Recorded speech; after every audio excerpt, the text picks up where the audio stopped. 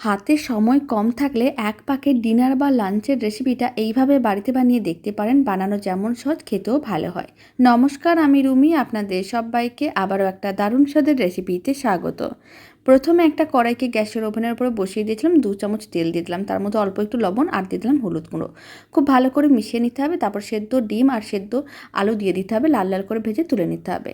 কড়াইয়ের মধ্যে আবার অল্প একটু তেল দিয়ে দিলাম, আদা রসুন বাটা দিয়ে দিলাম আর দিয়ে দিলাম কুচনো পেঁয়াজ। সমস্ত মশলাগুলোকে ভেজে নিতে হবে। এই সময় হলুদ গুঁড়ো, লঙ্কার গুঁড়ো দিয়ে মশলাগুলোকে ভেজে নেবো, এতে কালারটা ভালো আসবে। এবার দিয়ে দিচ্ছি চাল। এখানে আমি বাসমতি চাল নিয়েছি। স্বাদ অনুযায়ী লবণ, চিনি আর দিয়ে দিলাম গরম মশলার গুঁড়ো। খুব ভালো করে মিশিয়ে নিতে হবে।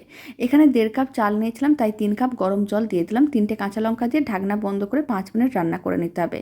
তারপরে ভেজে রাখা আলু ও ডিমগুলোকে দিয়ে আবারও অল্প একটু গরম মশলার গুঁড়ো ছড়িয়ে দিলাম আর কুচনো ধনেপাতা ছড়িয়ে দিলাম আর 1 চামচ ঘি ছড়িয়ে দিলাম। তারপর ঢাকনাটা বন্ধ করে 7 মিনিট রান্না করে নিতে হবে। তাহলে